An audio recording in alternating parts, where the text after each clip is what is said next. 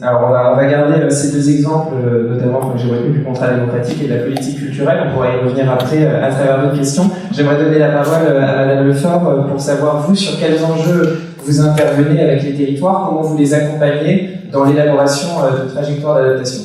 Alors, pour les accompagner, en fait, finalement, ça répond aussi à la première question, parce que comme je les enjeux, c'est la première chose qu'on va faire, en fait, sur un territoire, on va identifier ces enjeux. Parce que chaque territoire est différent, donc la sensibilité de chaque territoire ne sera pas la même, et donc la réponse qu'on va apporter ne sera pas la même. En ce qui concerne, du coup, la manière dont on les accompagne sur la construction de trajectoires d'adaptation au changement climatique, on fait appel à différentes méthodes qu'on a développées à Oxyvert, qu'on utilise depuis maintenant plus de 20 ans.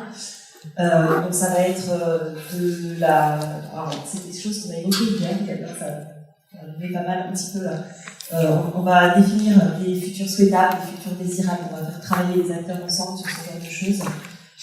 Pour ça, on fait appel aux imaginaires, comme ça a été évoqué hier.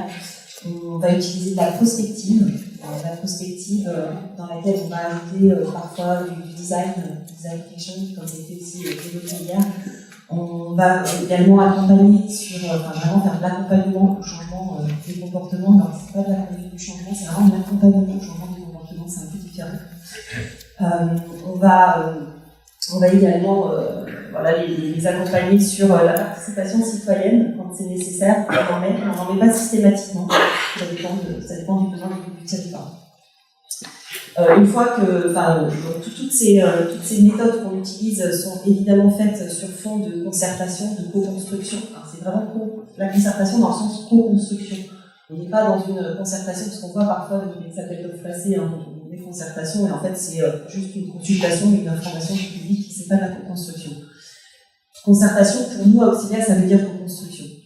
Donc on utilise pour ça l'intelligence collective, et c'est ce à quoi on fait appel dans ces différentes méthodes.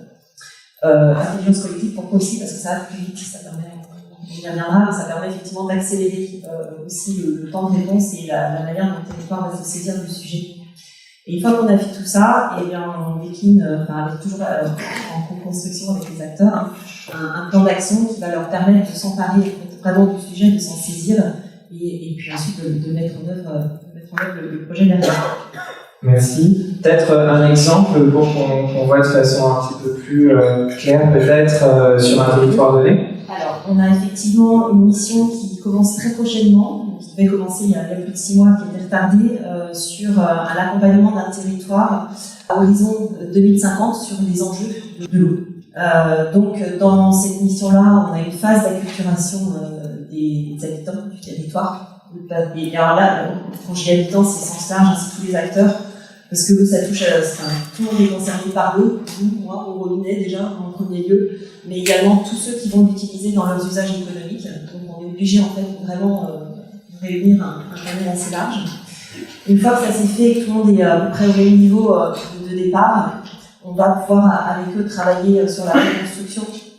On s'appuie d'abord dans un premier temps, on va faire une étude, on s'appuie sur des résultats scientifiques que sont les résultats de la mission Explore 2 que vous connaissez probablement.